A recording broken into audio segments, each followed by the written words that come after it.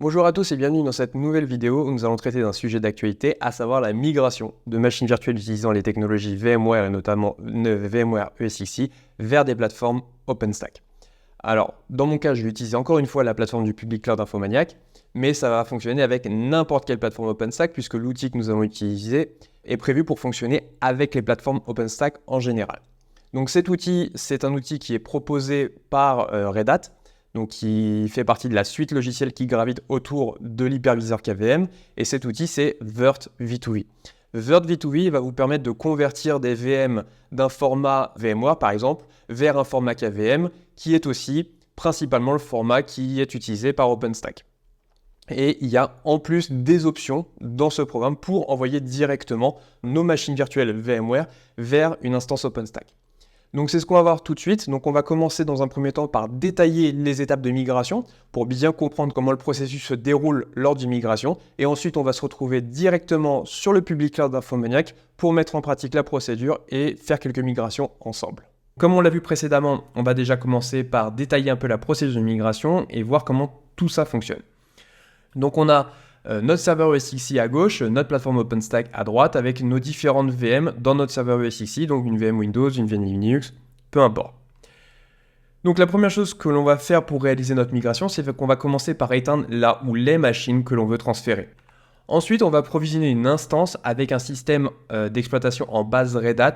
C'est plus par commodité, ça va fonctionner avec d'autres distributions, mais avec les bases Red Hat, vous aurez tous les outils qui sont directement intégrés avec les paquets qu'on va installer. Ensuite, cette instance donc, va avoir besoin d'un accès direct en SSH à votre serveur ESXi pour pouvoir aller inspecter vos machines virtuelles et récupérer tous les prérequis nécessaires. Est-ce que c'est de l'UEFI? Combien est la taille du disque? Est-ce qu'il y a un ou deux CPU? Ce genre de détails. Ensuite, le processus de migration va attacher automatiquement sur l'instance de migration qui est dans la plateforme OpenStack un volume dans lequel seront récupérées les données de votre VM et seront envoyées directement dans ce volume. Enfin, ce volume, ensuite, on va pouvoir l'attacher à une nouvelle instance Windows qu'on va créer avec la fonction boot from volume d'OpenStack et on va pouvoir redémarrer nos instances, mais cette fois-ci côté OpenStack. Donc voilà pour le détail et le fonctionnement de cette procédure. Donc ce que je vous propose, c'est que maintenant on se retrouve directement sur le tableau de bord horizon de la plateforme OpenStack pour mettre ça en pratique. Donc maintenant que nous avons vu les différents prérequis et expliqué le fonctionnement d'une migration, nous allons pouvoir réaliser notre première migration.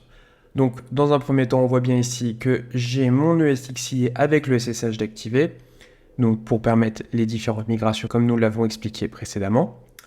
Et je me retrouve donc ici sur mon dashboard Horizon avec la plateforme Infomaniac Public Cloud. Donc la première chose qu'on va faire, c'est créer une instance qui va nous permettre de réaliser nos migrations. Donc on va aller dans la section instance juste ici et on va faire launch instance. On va la nommer.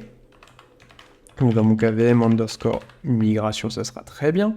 On va sélectionner une source, base Red Hat, donc une Rocky Linux, ça fera l'affaire. On choisit une flavor, donc par exemple A2 RAM 4 disque 80, ça suffira largement. Donc 2 CPU, 4 Go de RAM, 80 Go de disque système. On va sélectionner un réseau, donc moi je vais prendre le XTNet 1, comme d'habitude. Donc ce réseau a la particularité de fournir en fait une IPv4 et une IPv6 directement attachées à l'instance. Au niveau du Security Group, on laisse le Security Group par défaut. On voit ici que j'ai déjà ouvert le port SSH, le port 80 et le port RDP.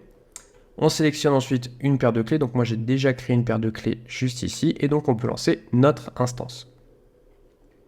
Donc, on va avoir l'adresse IP de notre instance qui va s'afficher. Et on va pouvoir s'y connecter dès qu'elle sera prête. Donc, dès que le statut sera available. Donc voilà, notre instance est maintenant active, donc on va pouvoir aller se connecter à notre instance. Donc on va aller dans notre terminal et maintenant on va se connecter à notre instance. Alors moi je vais me déplacer sur le bureau puisque c'est là où j'ai ma clé privée. Et donc on va pouvoir faire la commande suivante, ssh-i, le nom de votre clé privée, donc c'est keepermigration.pem, Rocky, qui est le nom d'utilisateur pour cette distribution, et l'adresse IP que j'ai copiée précédemment. Donc je suis connecté sur ma VM de migration et maintenant on va pouvoir installer les différents paquets nécessaires pour réaliser notre première migration. Donc la première chose qu'on va faire, c'est installer les dépôts pour la dernière version disponible d'OpenStack. Donc voici. Donc là, on a la commande suivante. Donc dnf install CentOS release OpenStack Caracal qui est la dernière version disponible au moment où la vidéo est tournée. Donc on valide l'installation. Voilà. Et ensuite, on va installer deux logiciels, à savoir Python OpenStack Client, donc le client en ligne de commande OpenStack, et Vert V2V, qui est un logiciel qui va nous permettre de faire de la conversion de VM en ligne directement. Donc, on lance l'installation. On valide. Voilà, donc l'installation est maintenant terminée. Et donc, ce qu'on va faire maintenant, c'est redémarrer notre instance afin que tous les services redémarrent dans le bon ordre. Donc, dans ce cas, sudo reboot. On va attendre que notre instance soit disponible. Donc maintenant que notre contrôleur de migration a redémarré, il nous reste 3 choses à faire avant de lancer notre première migration.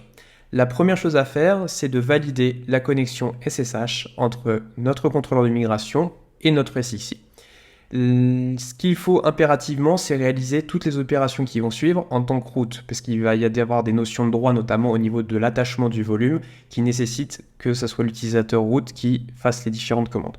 Donc on bascule en tant que root. Voilà. Et donc on peut vérifier la connexion SSH entre notre contrôleur de migration et notre SXI avec la commande SSH root, ou votre utilisateur administrateur de votre SXI, arrobase et l'adresse de votre SXI. KESXI 1.linit-infra.net. On valide la connexion et on tape le mot de passe. On voit que je suis bien connecté à mon ESXi et on va aller voir où est mon data store. Donc cd/vmfs volume. Et donc là, on voit que mon data store c'est storage VM. Donc si je fais un cd storage VM, je fais un ls, on a bien les différentes VM présentes dans mon ESXi. Donc on peut se déconnecter de celui-ci. Et on va maintenant vérifier la connexion à la plateforme OpenStack. Donc pour ça, vous allez avoir besoin de votre fichier OpenStack RC, donc le fichier de profil qui va vous permettre de connecter votre client OpenStack en ligne de commande à la plateforme. Donc pour le récupérer, c'est très simple. Vous retournez sur la plateforme Horizon. Vous allez dans le menu de droite ici et vous téléchargez le fichier OpenStack RC file. Vous l'envoyez ensuite soit via SCP sur votre instance ou par copier-coller. Donc on retourne dans notre terminal et on va lancer ce fichier. Donc voilà, mon fichier est bien là et donc maintenant je peux l'exécuter. Je tape le mot de passe de mon compte OpenStack. Et ensuite je peux valider la connexion entre la plateforme OpenStack et mon instance avec la commande OpenStack token issue. Et si on a un retour comme celui-ci, ça veut dire qu'on est bien connecté à la plateforme. Donc, si on résume, on a la connexion SSH à notre SXI, la connexion à notre plateforme OpenStack. Il va nous rester 2 choses à faire. Donc la première chose va être de créer un fichier de réponse qui va contenir le mot de passe de votre SXI, car il va être utilisé de nombreuses fois lors des étapes de migration. Et la deuxième chose à faire est de récupérer l'ID de votre instance, car il va être nécessaire dans la ligne de commande. Donc on va commencer par récupérer l'ID de notre instance. Donc DMID code -S system serial number qui va vous permettre d'afficher directement l'ID de votre instance OpenStack. Donc le voici. Et ensuite, on va créer un fichier qui va contenir le mot de passe de votre SXI. Touch, moi je vais l'appeler password file. Et on met dedans le mot de passe de notre SXI. Donc voilà, donc là je viens de rajouter le mot de passe. Et on va pouvoir lancer notre première migration. Donc pour ça, on va avoir besoin de la commande suivante. Et on va l'expliquer ensemble. Donc la première partie, qui est ici Vert V2V, est l'outil que nous allons utiliser. Le -i vmx spécifique où l'on va se connecter à un serveur SXI. Le -it SSH vous indique le protocole sur lequel on va se connecter à des SXI. Le -ip fichier de mot de passe indique le fichier de mot de passe que l'on va utiliser. Donc dans mon cas ici, ça va être password file. Ensuite, vous avez les différents paramètres pour la connexion SSH. Donc, on indique que c'est bien le protocole SSH, quantité d'utilisateurs route. On va mettre l'adresse de notre serveur ESXi, esxi1.limit-infra.net. Ensuite, il faut renseigner le nom du datastore, ici, et le nom du fichier VMX. Donc pour ça, on va retourner dans notre SXi. Donc on a les différentes machines virtuelles qui sont disponibles ici. Et là, on voit qu'on a différentes machines. Donc le web server 1, par exemple, et le serveur ADDC, donc un serveur web et un serveur avec deux contrôleurs de domaine. Ce sont les deux machines que nous allons migrer. Donc pour savoir dans quel datastore est stocké notre VM, on va aller dans la partie stockage. Donc là, vous avez les différents datastores. Donc moi, mon datastore, c'est le storage VM, ici. Et on va voir explorateur de banque de données, vous avez les différentes VM qui sont disponibles. Donc là, on voit que mon fichier VMX est juste ici. Donc ça va être storage VM, web server 1 et web server 1.vmx. Chose importante avant de lancer une migration, il est impératif que notre instance soit éteinte. Donc on va l'éteindre tout de suite.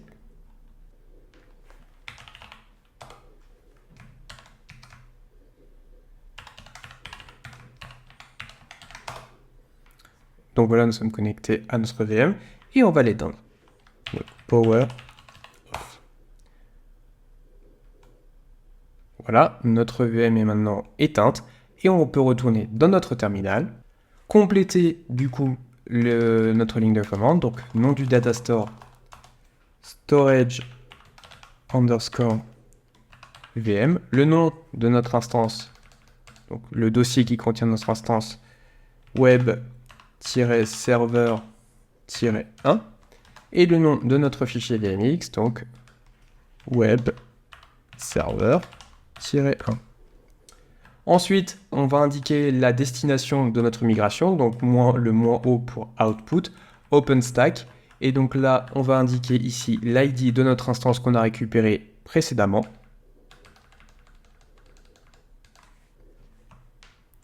Voilà. Et on peut lancer notre première migration. Donc là, on voit qu'il se connecte directement à l'ESXi. Il inspecte la source, donc le fichier VMX et indirectement le fichier lié avec le VMDK. Et la migration va pouvoir être lancée. Donc pour les besoins de la vidéo, on va un petit peu accélérer la procédure.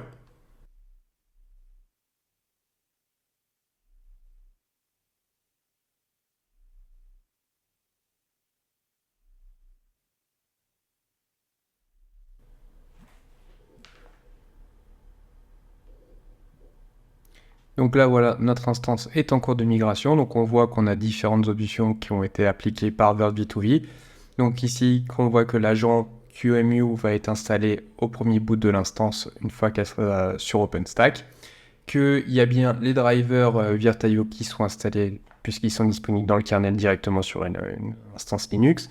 Il a détecté que ça nécessitait un boot en UEFI. Et enfin, il est en train de copier dans le volume de destination. Donc si on va voir dans notre plateforme Horizon, si on va dans la partie volume juste ici, on voit ici qu'on a bien un web server -1-SDA ici, qui est directement attaché. Donc on voit VirtV2V Temporary Volume for Web Server 1. Donc qui est directement attaché à VM Migration ici.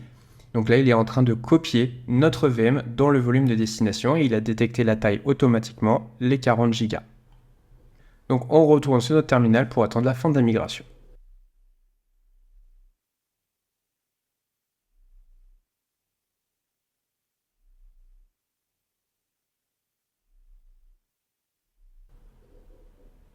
Voilà, notre migration est maintenant terminée, donc il a fait copier l'intégralité du disque dans le volume de destination et il a ajouté les métadatas nécessaires au bon démarrage de celui-ci. Donc on va pouvoir maintenant lancer notre VM qu'on a migré directement sur OpenStack. Donc pour ça, on retourne sur Horizon, donc sur la plateforme OpenStack. On retourne dans la section volume, ici.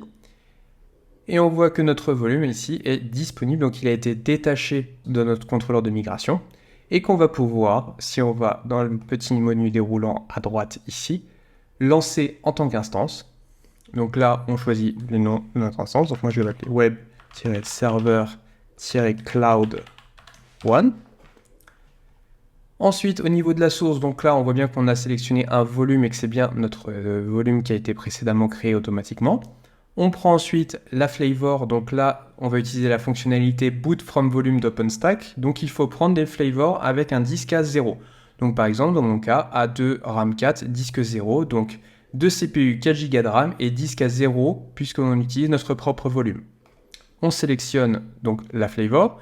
La network, je vais prendre comme tout à l'heure le XTNet1. Et enfin, au niveau du security group, je vais laisser celui par défaut. La keeper, je peux la mettre, mais ça ne changera pas grand-chose, puisqu'en fait, c'est notre VM. Donc, il ne va pas y avoir de séquence de démarrage cloud init, donc ça ne va pas servir à grand-chose. On peut cliquer sur Launch Instance, et on retourne dans la section Compute, Instance, et on va voir notre VM qui est ici, qui est déjà prête. Si on clique dessus et qu'on va voir dans Console juste ici, on clique sur Connecter. On voit que notre instance est en train de démarrer. Donc là, on a l'installation justement du QEMU Guest Agent. Et là, si on appuie sur Entrée, on voit que notre instance est prête. Donc je peux aller récupérer directement dans la section Instance son adresse IP. Donc c'est celle-ci. Si je retourne dans mon terminal, et là, on va pouvoir taper la commande suivante, SSH, root, donc l'utilisateur que j'utilise pour le serveur web, avant qu'il soit migré, et l'adresse IP publique que je viens de copier. Je tape le mot de passe de ma VM. Et là, je suis bien connecté à ma VM, à mon serveur web. Donc maintenant, on va voir le même processus sur une instance Windows, mais on va voir aussi, on va en profiter pour voir une petite spécificité qui peut arriver sur certaines plateformes OpenStack. Donc pour ce besoin, on va retourner dans la partie migration juste ici. On va se déconnecter de notre instance de migration. Et pour les besoins de la vidéo, j'ai provisionné une autre instance de migration sur l'autre région du Public Cloud Infomaniac, puisque justement, cette région, pour le moment, rencontre le souci. Donc on retourne sur notre plateforme OpenStack. Et ici dans la région, je vais choisir DC3A. Voilà. Donc là, vous voyez que j'ai déjà provisionné la même instance qu'on a préparée précédemment. Donc je vais me connecter à celle-ci. SSH, -v. Donc ma paire de clés. Rocky, comme tout à l'heure. @ l'adresse IP que je viens de copier. Voilà. Et donc, je bascule en route. Et je vais pouvoir tester la connexion SSH, comme tout à l'heure, comme j'ai pu le faire à mon ESXi.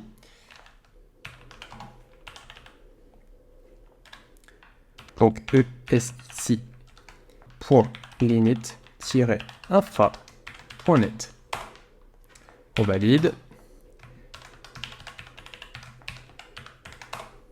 Voilà, donc on peut se déconnecter maintenant qu'on a bien validé la connexion. Voilà. Hop. On va valider nos credentials OpenStack. Donc là, on voit bien que j'ai mon fichier OpenRC que j'ai déjà importé, ainsi que mon fichier password file pour la migration. Donc on va valider maintenant notre connexion à la plateforme OpenStack.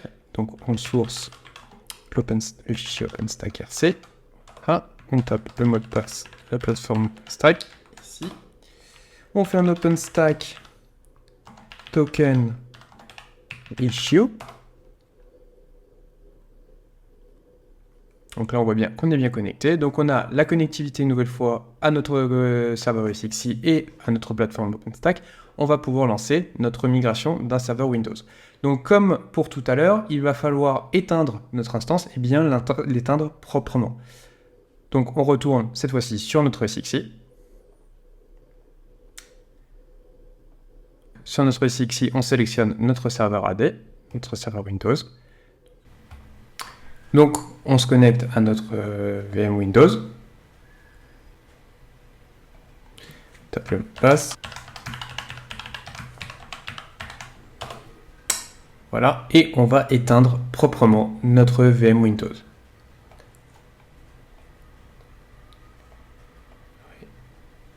Power Shutdown. continue.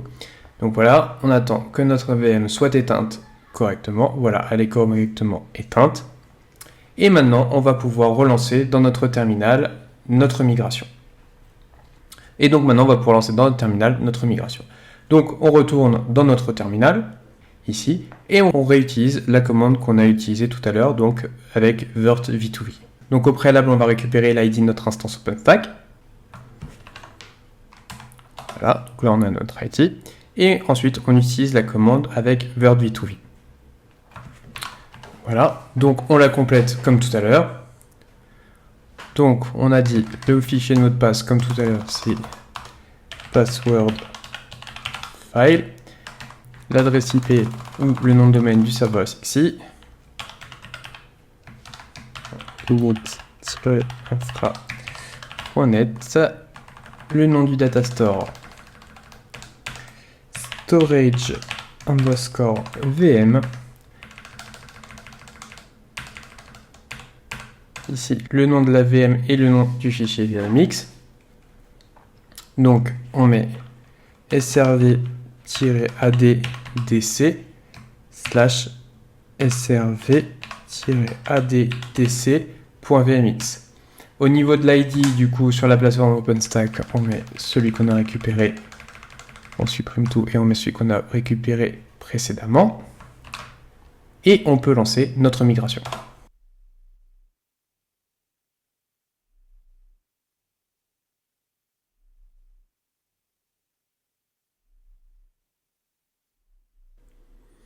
Donc notre instance a maintenant été migrée, donc on va pouvoir revenir dans la console Horizon pour voir le volume qui a été créé. Donc on retourne dans notre console Horizon et on va dans la partie volume comme tout à l'heure, ici, et là on va voir qu'on a, donc on a notre volume SRV ADDC-SDA qui a été créé et qui est disponible. Donc le dysfonctionnement qui existe sur certaines plateformes OpenStack, c'est que si on clique sur Launch as an Instance, et que là je fais par exemple Windows-ADDC, que je prends la source, donc mon volume comme nous l'avons fait tout à l'heure, que je prends une flavor avec par exemple 2 CPU, 4 Go de RAM et mon disque à 0 avec le boot from volume, je sélectionne ici mon réseau, je sélectionne ensuite ici mon security group, donc celui par défaut. La paire de clés, elle est mise par défaut, mais je n'en ai pas besoin, et je clique sur Launch Instance. Donc, si je retourne dans la partie Compute ici, puis Instance, on va se rendre compte que on a bien une instance qui a été créée. Voilà, juste ici, qui est en cours de création, mais que celle-ci, en fait, ne se lance pas. Elle va rester en spawning. Voilà. Et si on va dans la partie console, juste ici, et qu'on clique sur l'onglet console, on voit que on nous dit qu'il n'est pas possible d'initialiser l'affichage de la machine et elle va rester dans cet état-là. Pour pallier à ce problème, donc il y a une méthode. On va retourner dans Instance et on va commencer par supprimer l'instance que nous venons de créer. Mais on ne va pas supprimer le volume.